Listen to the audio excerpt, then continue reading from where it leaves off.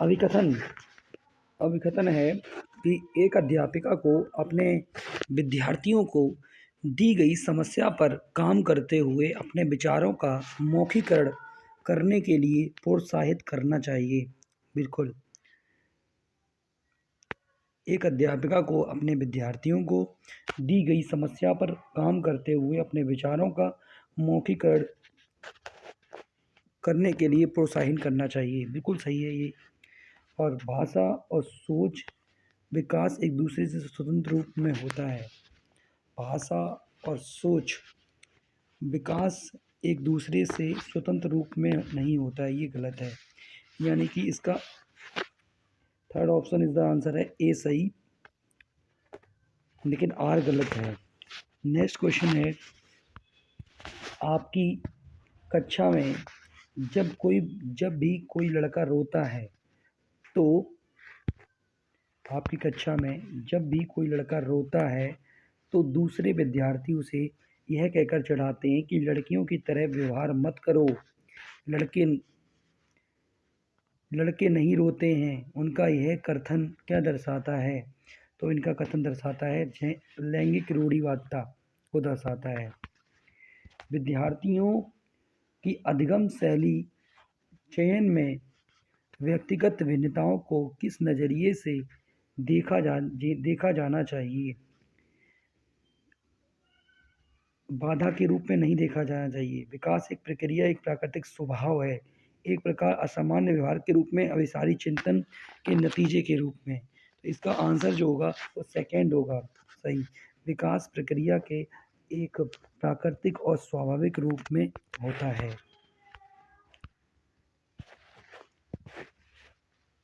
अधिगम हेतु मूल्यांकन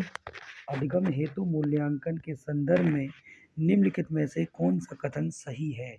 तो इसका आंसर जो होगा अधिगम हेतु मूल्यांकन के लिए निम्न में से कौन सा कथन सही है? मूल्यांकन एक व्यापक होना चाहिए? नहीं। मूल्यांकन सतत होना चाहिए? नहीं। मूल्यांकन मानकीकृत परीक्षणों द्वारा करना चाहिए? मूल्यांकन मानक के आधार पर पहले कोई समस्या को जानकारी मानकीकृत परीक्षकों के द्वारा करना चाहिए। हालांकि मानकीकृत एक गलत है, लेकिन मूल्यांकन जो होगा वो मानकीकृत परीक्षणों द्वारा ही करना चाहिए। अब हम बात करेंगे शिक्षक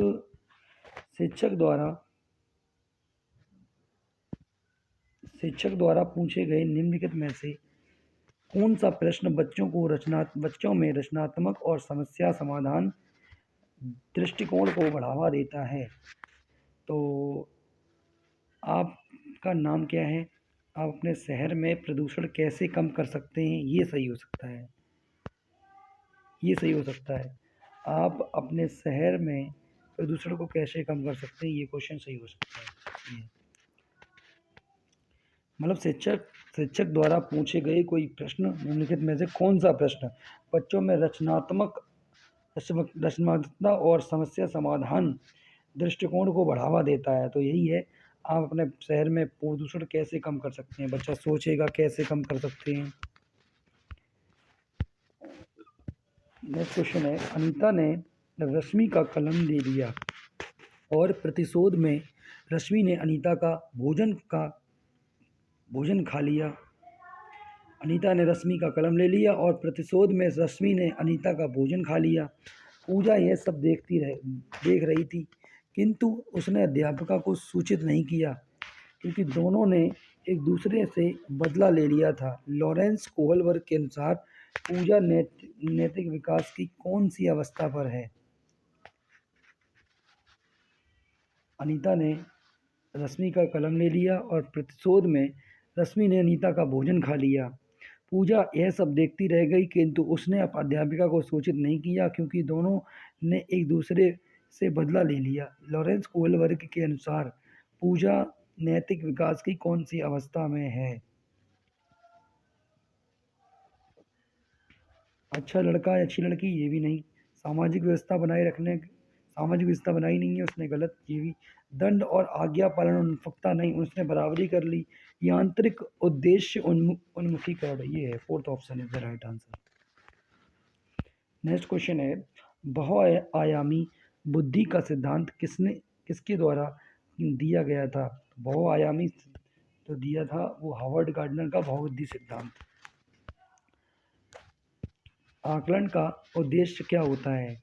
तो आकलन का उद्देश्य क्या होता है? आकलन का उद्देश्य यही होता है कि अधिगम पर विश्वसनीय प्रतिपुष्टि देना। C option is the right answer. एक प्राथमिक विद्यालय के अध्यापक के रूप में आप कक्षा में अधिगम निष्पक्षता वाले बच्चों की सहायता के लिए एक प्राथमिक विद्यालय में के अध्यापक के रूप में आप कक्षा में अधिगम निष्पक्षता वाले बच्चों की सहायता के लिए आकलन की कौन सी युक्ति का प्रयोग करेंगे? तो इसका आंसर होगा प्रदत्त कार्यों के मूल्यांकन में वर्तनी को महत्व नहीं देंगे। प्रदत्त कार्यों के मूल्यांकन में वर्तनी को महत्व नहीं देंगे। मीरा विद्यालय के बाद गिटार का अभ्यास करती है और वह इस कार्य से प्रेम करती है और यह उसे संतुष्टि देता है। यह क्या दर्शाता है? यह आंतरिक प्रेरणा होगा। Second option is the right answer. हाशिए पर स्थित समूहों से आने वाले विद्यार्थियों के सामाजिक सांस्कृतिक ज्ञान के प्रति किस तरह का दृष्टिकोण होना चाहिए? हाशिए पर स्थित समूहों से आने वाले विद्यार्थियों के सामाजिक सांस्कृतिक ज्ञान के प्रति किस तरह का दृष्टिकोण होना चाहिए? तो इसका आंसर है उसे मान देना चाहिए और अध्यापन अधिगम प्रक्रिया में शामिल करना चाहिए। सेकेंड, उसे मान देना चाहिए और अध्यापक अधिगम प्रक्रिया में शामिल करना चाहिए। हालांकि स्वलीनता से जूझने वाले विद्यार्थी विशिष्ट क्षेत्रों में चुनौती महसूस करते हैं, फिर भी उन्हें सामान्यतः बारीक जानकारी पर ध्यान देने का सामर्थ्य होता है। पठन वैकल्य एक है, वो है विशिष्ट अधिगम कठिनाई। विशिष्ट अधिगम कठिनाई दृष्टवादिता से जूझने वाले विद्यार्थियों के समावेशन में निम्नलिखित में से कौन सा कारक एक बाधा बन जाता है? बाधक यही बन जाता है, वह हस्तलिखित नोट्स नहीं बना पाता है, यही चीज़ बाधता है, देख नहीं पाएगा, यही बाधक बन जाता है। अब हम बात करेंगे अवधान न्यूनता, अतिक्रियाशीलता, विकार, ADHD से जूझने वाले विद्यार्थी निम्न में से किस गुण को अक्सर दर्शाते हैं? तो इसका आंसर जो होगा वो होगा आवेगशीलता को दर्शाते हैं। आवेगशीलता को दर्शाते हैं।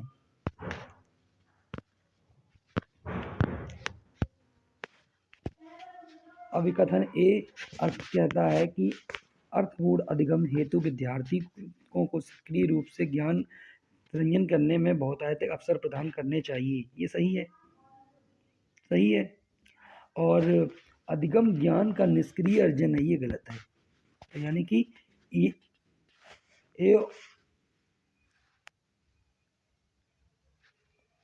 यानी कि तीसरा ऑप्शन है इसका, ए सही है लेकिन आर गलत है। अधिगम को प्रभावशाली बनाने के लिए विषय वस्तु कैसी होनी चाहिए? तो अधिगम को प्रभावशाली बनाने के लिए जो विषय वस्तु होनी चाहिए विद्यार्थियों के सामाजिक सांस्कृतिक परिवेश से संबंधित होनी चाहिए। C option is the right answer. अपनी खुद की सोच प्रक्रिया पर चिंतन करना क्या कहलाता है? अपनी खुद की सोच पर चिंतन करना क्या? अपनी सोच के बारे में सोचना अधिसंज्ञान कहलाता है, अभिसंज्ञान कहलाता है, मेटाकॉग्निशन। अधिगम के सामाजिक रचनावादी उपागम के अनुसार निम्न में से कौन सा तरीका अर्थपूर्ण अधिगम के लिए प्रभावशाली नहीं है?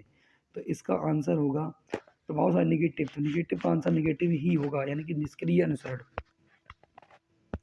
विद्यार्थियों में समस्या समाधान कौशलों के विकास के लिए निम्नलिखित में से किसे बढ़ावा देना महत्वपूर्ण है? तो इसका आंसर होगा अपसारी चिंतन को बढ़ावा देना महत्वपूर्ण है। अपसारी चिंतन इसे बोलते हैं डाइवर्जेंट थिंकिंग इंग्लिश में। विद्यार्थियों द्वारा ग्रसित वैकल्पिक अवधारणाओं से अध्यापक को किस प्रकार निपटना चाहिए? विद्यालय द्वारा ग्रसित वैकल्पिक अवधारणाओं से अध्यापक को किस प्रकार निपटना चाहिए? तो इसका जो आंसर होगा ठीक तरह से समझना जाना चाहिए, क्योंकि वे अधिगम प्रक्रिया महत्वपूर्ण होते हैं। ये सही है, सेकंड ऑप्शन। उन्हें ठीक तरह से समझाना चाहिए क्योंकि वे अधिगम प्रक्रिया में महत्वपूर्ण होती हैं। नेक्स्ट क्वेश्चन है कि विद्यार्थियों निम्न में से क्या महसूस करेंगे यदि वे यह विश्वास करने लगे कि उनके प्रयासों का कार्य के परिणाम पर कोई असर नहीं पड़ेगा। विद्यार्थियों निम्न में से क्या महसूस करेंगे यदि यह विश्वास करने लगे कि उनके प्रयासों का कार्य का परिणाम पर कोई असर नहीं पड़ेगा। तो इसका आंसर होगा अधिगम, अशक्तता, असाध्य। निम्न में से कौन सा आंतरिक प्रेरणा का उदाहरण है। तो इसका आंसर होगा ज्ञान प्राप्त करने के लिए चर्चा में भाग लेना। ज्ञान प्राप्त करने के लिए चर्चा में भाग लेना निम्नलिखित में से कौन सा आंतरिक उदाहरण है ज्ञान प्राप्त करने की चर्चा में भाग लेना। एक अध्यापिका को अपने अधिगमकर्ताओं में किस प्रकार के लक्ष्यों को बढ़ावा देना चाहिए। तो इसका आंसर होगा महारत हासिल करने की दिशा में उन्मुख होना चाहिए, मास्टर ओरिएंटेड अप्रोच। विद्यार्थियों में निम्न में से किस कौशल को बढ़ावा नहीं देना चाहिए। तो इसका आंसर है अधीनता उन्मुखी, इसको बढ़ावा नहीं देना चाहिए। कक्षा 3 की पाठ्य पुस्तक में कार्टून और कहानियों का उपयोग किया गया है। इससे विद्यार्थी, फोर्थ ऑप्शन, इससे विषय वस्तु को बच्चों के लिए एक रोचक और अपने से जुड़ी लगने वाली बनाया जा सकता है। Fourth option is the right answer. बालक का विकास किन क्षेत्रों में बटा है। तो इसका आंसर होगा शारीरिक, संज्ञानात्मक और गामक सामाजिक क्षेत्र। लॉरेंस कोहलबर्ग के सिद्धांत में नैतिक तर्कणा के किस चरण पर छात्र मान लेते हैं कि प्रत्येक व्यक्ति के लिए नियम एक समान प्रकार से लागू किए जाने चाहिए और प्रत्येक व्यक्ति का निजी कर्तव्य है कि वे इनका पालन करें। तो इसका आंसर होगा सामाजिक क्रम को बनाए रखने का अभिन्यास। बौद्धिक क्षमताएं जैसे कि कल्पना, समालोचनात्मक सोच और परासंज्ञान की चर्चा परोक्ष रूप से विकास संज्ञानात्मक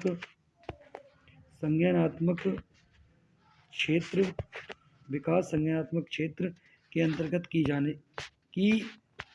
की जाती है। विकास सिर से पैर की दिशा में विकसित होता है। निम्न में से कौन सा सिद्धांत इस कथन को बतलाता है। तो इसका आंसर है शीर्षगामी सिद्धांत, सेफेलोपोडम। प्रारंभिक वर्षों में निम्न में से कौन सी संस्थाएं बच्चों के सामाजिकरण में प्राथमिक संस्थाओं की भूमिका निभाती हैं। तो इसका आंसर जो होगा वो होगा परिवार और उसके आस पड़ोस। जीन पियाजे की संज्ञानात्मक विकास के सिद्धांत के अनुसार किस चरण पर ज्यादातर बच्चे संरक्षण संप्रत्यय से संबंधित कार्य संरक्षण कर लेते हैं चीज़ों को।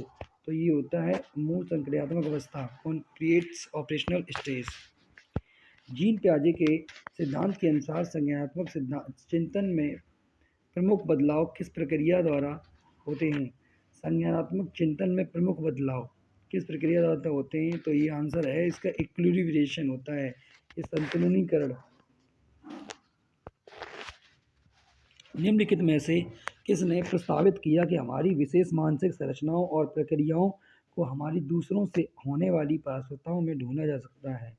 निम्न में से किसने प्रस्तावित किया कि हमारी विशेष मानसिक संरचनाओं और प्रक्रियाओं को हमारी दूसरे से होने वाली परिस्थितियों में ढूंढा जाता है। तो इसका आंसर है लेव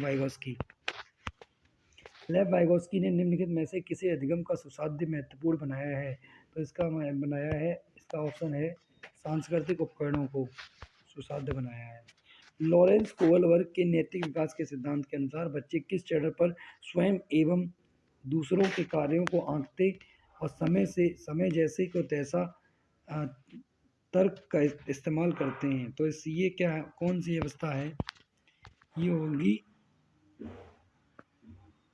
इंस्ट्रूमेंटल पर्पज ओरिएंटेशन, यांत्रिक उद्देश्य अभिनवीकरण। एक संरचनावादी कक्षा में विद्यार्थियों को किस लिए प्रेरित किया जाना चाहिए? इसका अन्वेषण द्वारा सीखने के लिए। जीन ब्याजे के विचार में बच्चों के निजी बात क्या दर्शाती है? तो निजी बात क्या है? उनकी सोच, उनकी अपनी सोच को विनियमित करने की अक्षमता। सेकेंड ऑप्शन, उनकी अपनी सोच को विनियमित करने की अक्षमता। Second option. समकालीन सिद्धांत बुद्धि को किस प्रकार की अवधारित करते हैं? तो इसका आंसर हैगा बहुदिशाई क्षमता, जिसके विभिन्न अलग अलग आयाम हैं। एक अध्यापक अक्सर कहता है कि लड़कियां नृत्य में कुशल होती हैं और लड़के विज्ञान में। यह कथन किसका उदाहरण है? तो इसका आंसर होगा सेकेंड, जेंडर रूढ़िवादिता का। विद्यार्थियों की सामाजिक और सांस्कृतिक आयामों से संबंधित व्यक्तिगत भिन्नताओं को संबोधित करने के लिए निम्न में से क्या महत्वपूर्ण है? तो इसका आंसर होगा बाल केंद्रित शिक्षा शास्त्र को अपनाना। मूल्यांकन का मुख्य उद्देश्य क्या है? तो इसका आंसर है अधिगम प्रक्रिया में विद्यार्थियों की प्रगति और चुनौतियों को समझाना।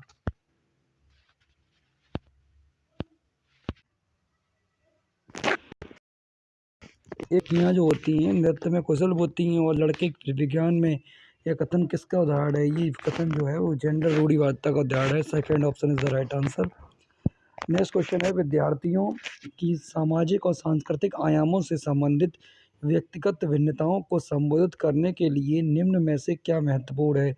तो इसका आंसर है एक, मतलब बाल केंद्रित शिक्षा का अपनाना, यही महत्वपूर्ण है। नेक्स्ट क्वेश्चन है, मूल्यांकन का मुख्य उद्देश्य क्या होता है? तो मूल्यांकन का मुख्य उद्देश्य है अधिगम प्रक्रिया में विद्यार्थियों की प्रगति को चुनौती को समझना। ठीक है। आगे क्वेश्चन है, कथन कह रहा है कि एक अध्यापिका द्वारा विद्यार्थियों को कक्षा में सवाल पूछने के लिए प्रोत्साहित करना चाहिए। सही है, सही है पहला तो है। और दूसरा है, सवाल पूछना समालोचनात्मक चिंतन में विकास की महत्वपूर्ण भूमिका को निभाता है। सही है, यानी कि ए और आर दोनों सही हैं और आर ए की सही व्याख्या भी कर रहा है। हार्वर्ड गार्डनर के बहुबुद्धि के सिद्धांत के अनुसार निम्नलिखित में से किसका प्रयोग दृष्टिगत जगत को सही तरीके से अनुभव करने की योग्यता और अपने के आरंभिक अनुभव में परिवर्तन लाने की योग्यता के लिए किया जाता है? तो इसका आंसर होगा स्थनिक बुद्धि। स्थनिक बुद्धि यानी कि स्पेंशियल इंटेलिजेंस, स्थनिक बुद्धि। नेक्स्ट क्वेश्चन है कि राशि ने बच्चों को अवधारणाओं के प्रति समझ का आकलन करने के लिए एक नई विधि का प्रयोग किया। उसने बच्चों से कहा कि वे एक उत्तर के लिए जितना संभव हो सके अधिक से अधिक प्रश्न बनाए। शिक्षण अधिगम का ये आयाम उपागम कहलाता है, बाल केंद्रित। नेक्स्ट क्वेश्चन है, वह छात्र जिन्हें पठन वैकल्य है उन्हें मुख्यतः किस में दिक्कत आती है? तो उस नंबर एक का आंसर है इसका पढ़ने व लिखने में। राष्ट्रीय शिक्षा नीति 2020 सुझाती है कि कक्षा अधिगम को पाठ्य पुस्तकों तक तथा सीमित करने की बजाय अधिगम और शिक्षा के खोजबीन और समालोचनात्मक चिंतन के विकास पर केंद्रित होनी चाहिए। नेक्स्ट क्वेश्चन है 34 नंबर, कथन ए वंचित वर्गों से संबंधित विद्यार्थियों के सफल समावेशन हेतु मानकीकृत पाठ्यक्रम को लागू करना बहुत महत्वपूर्ण है। तो ये गलत होगा, ये गलत है। मानकीकृत वाला गलत होता है। मानकीकृत पाठ्यक्रम अभिकर्ताओं की सभी प्रकार की व्यक्तिगत विविधताओं को समाहित करता है, ये भी गलत है। तो ए आर दोनों गलत हैं। Fourth option is the right answer. Next question है, निम्न में से के कौन सा कारक शिक्षा में समावेशन का बाधक होता है? शिक्षा में समावेशन का कौन सा बाधक होता है? तो वह विद्यार्थियों में अप्रतिस्पर्धा। E option is the right answer. Next question है, पठन वैकल्य में से जूझते विद्यार्थियों के संदर्भ में निम्नलिखित में से कौन सी कथन सही है? तो इसका आंसर होगा उन्हें अक्सर लेख बोध में कठिनाई आती है। एक option is the right answer.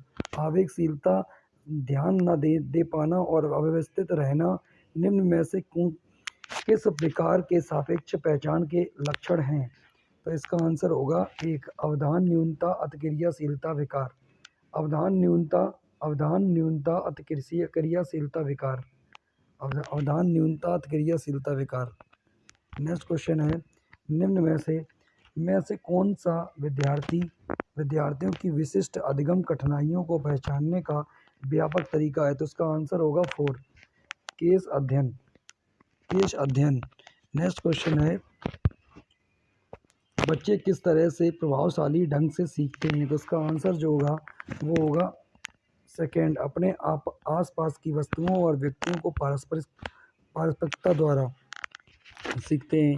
Next question है, निम्नलिखित में से कौन सा विद्यार्थियों का अधिगम में लगाव को बढ़ाता है? तो इसका आंसर है विद्यार्थियों द्वारा स्वनियमन को बढ़ाता है। नेक्स्ट क्वेश्चन है, निम्न में से कौन सा उपागम विद्यार्थियों के स्वयं पहल करने और अध्यापिका के संतुलन में सुसाध्य फल देता है? तो इसका आंसर जो होगा 4th ऑप्शन, सामाजिक संरचनावाद।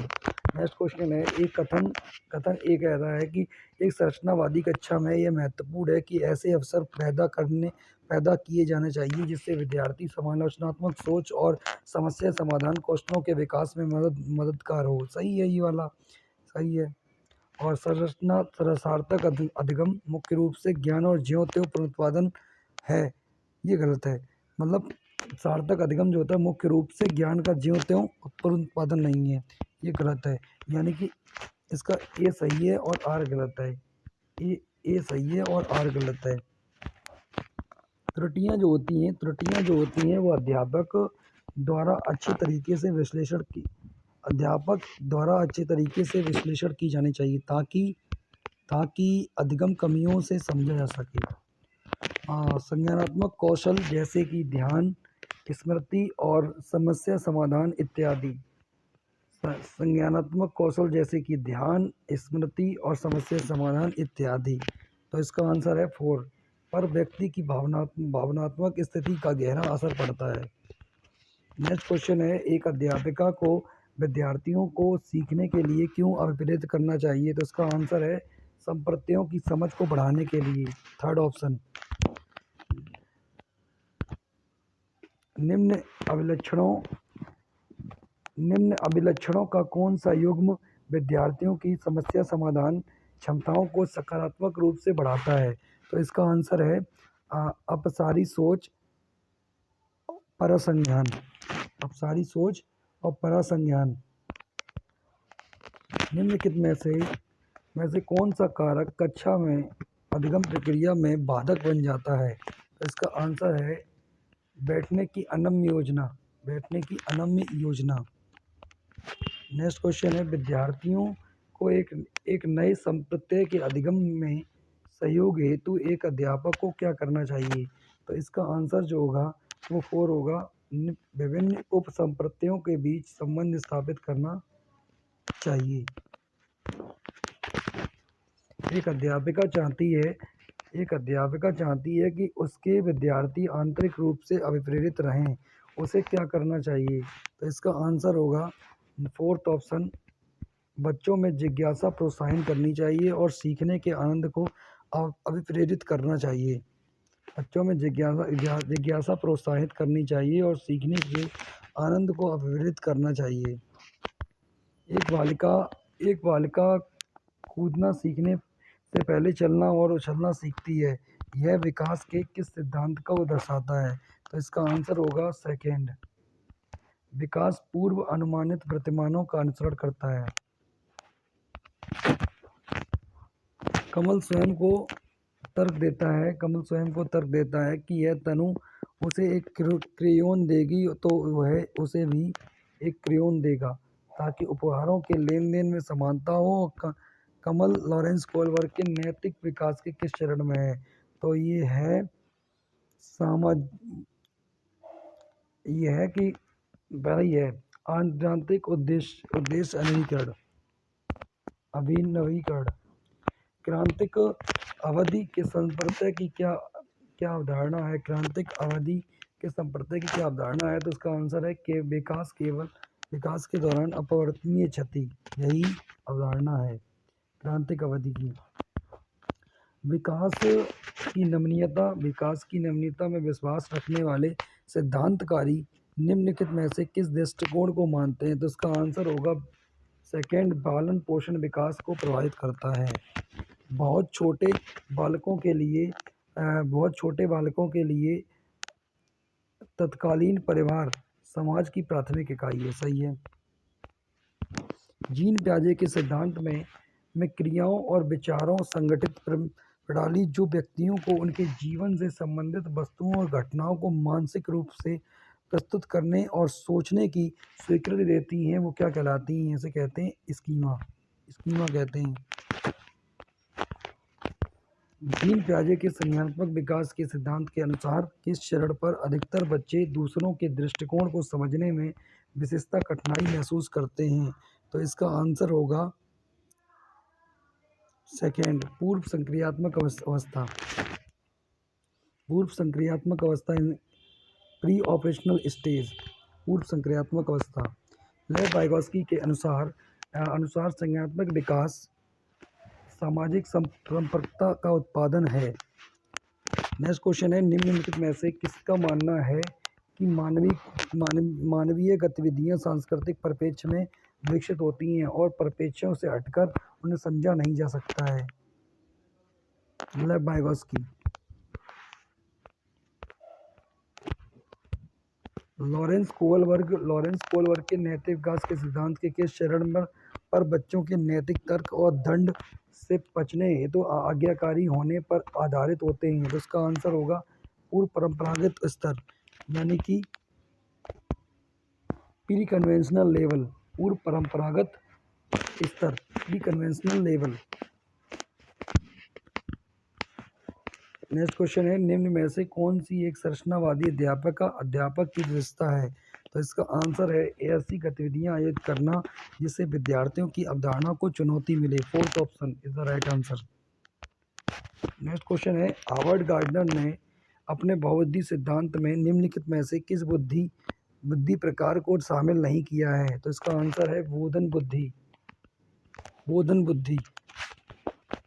नेक्स्ट क्वेश्चन है, अभिकथन ए, जब शुरुआत में कोई विद्यार्थी किसी समस्या को हल नहीं कर पा रहा हो तो अध्यापिका को उसे बोल कर सोचने के लिए प्रोत्साहित करना चाहिए। सही है। मौखिकीकरण और बोल कर सोचना विचारों को क्रमित करता है और दी गई समस्या का हल ढूंढने में मदद करता है। तो इसका आंसर होगा ए और आर दोनों सही हैं और आर ए की सही व्याख्या करता है। दोनों सही हैं। कक्षा में जेंडर रूढ़िवादिता को रोकने के लिए क्या यह महत्वपूर्ण है? तो इसका आंसर है ऐसे उदाहरण प्रस्तुत किए जाएं जो उन रूढ़िवादियों को चुनौती दें। Third option is the right answer. एक अध्यापिका के तौर पर आप अपनी कक्षा में मौजूद व्यक्तिगत भिन्नताओं को अपनाने के लिए निम्न में से क्या सोच करोगे? तो इसका आंसर है मिश्रित योग्यता समूह बनाना, पाठ्यक्रम को समृद्ध करना और अध्यापन के बाल केंद्रित तरीके अपनाना। First, second, third. विद्यार्थियों में समालोचनात्मक सोच को बढ़ावा देने के लिए क्या जरूरी है? तो इसका आंसर है विद्यार्थियों को चिंतन का समय दिया जाए। अधिगम हेतु मूल्यांकन किस प्रकार का होना चाहिए? इसका आंसर है रचनात्मक। Third option is the right answer. पियाजे के सिद्धांतों पर आधारित एक रचनावादी कक्षा में बच्चे किस तरह से सीखते हैं? तो रचनावादी कक्षा में बच्चे जो होते हैं वो स्वतः स्फूर्ति गतिविधियों से सीखते हैं। Fourth option is the right answer. निम्नलिखित में से कौन सी पोर्टफोलियो की विशेषता नहीं है? तो इसका आंसर है पोर्टफोलियो की विशेषता नहीं है, तो इसका आंसर है फोर्थ। पोर्टफोलियो में असंबद्ध परीक्षण और क्यूज होते हैं और अधिगम के उत्पाद को सुनिश्चित करते हैं। अध्यापक किस तरह से रचनात्मक चिंतन को पोषित कर सकते हैं? तो इसका आंसर होगा थर्ड। शिक्षार्थियों को समस्याओं के समाधान के लिए भिन्न भिन्न तरीके अपनाने के अवसर देना। Third option is the right answer. Peter कहता है कि मैं असफल हूँ क्योंकि मैं मूर्ख हूँ और इसका मतलब है कि हमें हमेशा ही असफल होऊंगा। यह क्या दर्शाता है? ये दिखाता सीखी गई निस्सहायता को विचारगी दर्शाता है। विभिन्न जनजातीय समूह से संबंधित विद्यार्थियों से एक तो कक्षा में एक अध्यापिका को क्या करना चाहिए, तो ऐसी चर्चाएं सुसाधित करनी चाहिए जिन्हें विविधता के प्रति स्वीकृति और सम्मान पैदा हो सके। Second option is the right answer. अपना स्कूल विभिन्न सुविधाओं की पहुंच पाने के लिए सीढ़ियों, दरवाजे और दूसरी वास्तुकला संबंधित स्वरूपों द्वारा पैदा की गई बाधाओं को दूर करने के लिए अपनी आधारभूत संरचनाओं में सुधार कर रहा है। ऐसा करके स्कूल क्या प्रोत्साहित कर रहा है? इसका आंसर है 4, समावेशन। क्षीण दृष्टि से जूझते विद्यार्थियों के समायोजन हेतु एक अध्यापक को क्या देने से बचना चाहिए? क्षीण दृष्टि से जूझते विद्यार्थियों के समायोजन हेतु एक अध्यापक को क्या देने से बचना चाहिए? तो इसका आंसर है दृष्टि अव्यवस्थित नोट्स लेने से बचना चाहिए। अवधान न्यूनता, अतिकृतिया, सीधा विकार से जूझते विद्यार्थियों के संदर्भ में निम्नलिखित में से कौन सा कथन गलत है? अब गलत का आंसर गलत ही होगा, यानी कि उसे काफ़ी लंबी और स्थिर अवधान अवधि होती है। उनकी काफ़ी लंबी और अवधान अवधि होती है। उन्हें लंबे समय तक एकाग्र अक्सर मुश्किलें होती हैं। वे अक्सर वस्तुओं को कुल बुलाते रहते हैं और बेचैन रहते हैं। वे किसी कार्य पर काम करते हुए बहुत आसानी से विचलित हो जाते हैं। यह अवधान अतिक्रिया सुविधा विकास से जूझते विद्यार्थियों के संदर्भ में निम्नलिखित में से कौन सा कथन गलत है? क्योंकि उनकी काफ़ी लंबी और स्थिर अवधान अवधि होती है, ये गलत है। एक स्कूल में एक प्रतिभावान विद्यार्थी कुछ श्रेणियां छोड़कर सीधे उच्च श्रेणी के पदोन्नत कर दिया जाता है। प्रतिभावान विद्यार्थियों को पढ़ाने के लिए इस स्कूल में किस उपागम का इस्तेमाल किया जाएगा? तो इसका आंसर है त्वरण।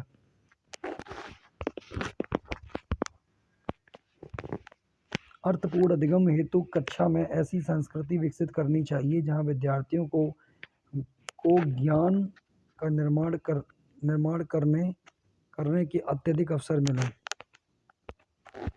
विद्यार्थियों को स्वतंत्र विचारक बनने के लिए सुधारित करना चाहिए। अभिकथन क्या कह रहा है कि अवकथन ये कह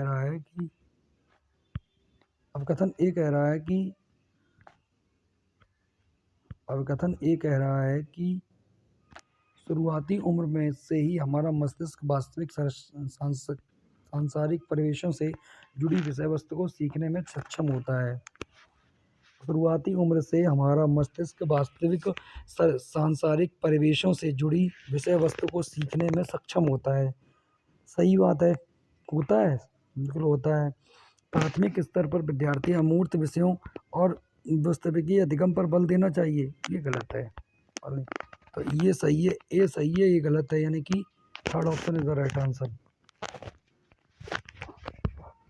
अधिगम अधिक प्रभावशाली होता है जब होता है कि जब अधिगम अधिक प्रभावशाली जब होगा तो अधिगम का स्वभाव प्रयोगात्मक हो, तब अधिगम प्रभावशाली होता है। रीना एक दी गई समस्या के समाधान हेतु उस समस्या से मिलती जुलती समस्याओं को उद्धृत कर रही है। वह निम्न में से किस समस्या समाधान युक्ति का इस्तेमाल कर रही है? तो इसका आंसर होगा सेकंड, अनुरूपक सोच, एनालॉजिकल थिंकिंग। दीना एक दी गई समस्या समाधान हेतु उस समस्या से मिलती जुलती समस्याओं को उद्धृत कर रही है। वह निम्नलिखित में से किस समस्या समाधान युक्ति का इस्तेमाल कर रही है? अनुरूपक सोच। सेकंड नेक्स्ट क्वेश्चन है, अभिकथन ये कह रहा है कि एक अध्यापिका को विद्यार्थियों द्वारा की गई त्रुटियों पर कोई ध्यान नहीं देना चाहिए। ये तो भाई गलत है, ध्यान देना चाहिए। त्रुटियों का अधिगम प्रक्रिया में कोई महत्व नहीं होता है। क्यों नहीं महत्व होता है? महत्व होता है, गलत है, दोनों गलत हैं, ये यार दोनों गलत हैं। नेक्स्ट क्वेश्चन है, विद्यालयों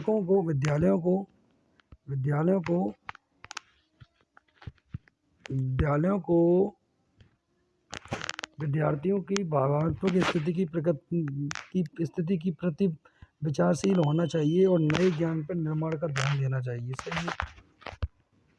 अधिगम असहायता से जूझते विद्यार्थी भारतीय योग्यता का ऐसा दृष्टिकोण रखते हैं जिससे मेहनत करके योग्यता में बढ़ावा नहीं किया जा सकता है। योग्यता के प्रति ऐसा दृष्टिकोण कहलाता है, क्या कहलाता है? ऐसा दृष्टिकोण कहलाता है एकल सत्व दृष्टिकोण। एकल सत्व दृष्टिकोण अधिगम के लिए एक सहायता वातावरण पैदा करने हेतु यह महत्वपूर्ण होता है क्या कि विभिन्न हिस्सेदारों जैसे माता पिता, अध्यापक और विद्यार्थियों के बीच संप्रेषण पोषित करें। नेक्स्ट क्वेश्चन है, निम्नलिखित में से कौन सा कारक विद्यार्थियों के प्रभावशाली और अर्थपूर्ण अधिगम का सही सहयोग नहीं करता है? तो इसका आंसर है मानकीकृत पाठ्यक्रम। नेक्स्ट क्वेश्चन है कि अभिकथन ए क्या है? विद्यार्थियों को अर्थ ग्रहण करने में अपनी स्वाभाविक रुचियों को पोषित करने के लिए अवसर मिलने चाहिए, जैसे कि तरह तरह की वस्तुओं का प्रयोग एवं परीक्षण करना, मानस मंथन करने की चर्चाएं करना। सही है ये वाला, ये ऑप्शन सही है। और कारण क्या है? अधिगम की प्रकृति क्रियाशील और सामाजिक है। सही विकल्प चुने तो ये भी सही है। आर सही व्याख्या करता है ए की, ए और दोनों सही हैं।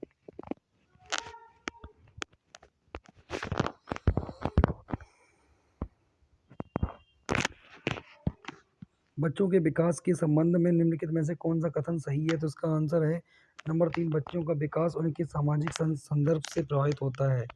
नेक्स्ट क्वेश्चन है, लॉरेंस कोहलर के अनुसार नैतिक विकास के कौन से स्तर पर बच्चा अच्छा लड़का अच्छी लड़की अभिन्यास करता है? तो इसका आंसर होगा सेकंड, पारंपरिक अवस्था, कन्वेंशनल लेवल। प्रगतिशील कक्षा में के संदर्भ में निम्नलिखित में से कौन सा कथन सही है? तो इसका आंसर होगा विद्यार्थियों को समस्या समाधान हेतु प्रोत्साहित करना। Third option is the right answer. विद्यार्थियों को एक इंद्रधनुष के रंगों का क्रम सिखाने के लिए प्रियंका वैनी या पीना ला के क्रम को स्मरण करने हेतु इसमें इस्तेमाल की गई योजना क्या कहलाती है? इसका आंसर है स्मारोपकारी। बात करेंगे नेक्स्ट, बात करेंगे भागना स्थूल गत्यात्मक कौशल का उदाहरण है भागना। अधिकतर बच्चे पेन पकड़ना सीखने से पहले गिलास पकड़ना सीख लेते हैं। विकास का कौन सा सिद्धांत इस विशेष दिशा का वर्णन करता है? तो इसका आंसर होगा अधोगामी सिद्धांत का।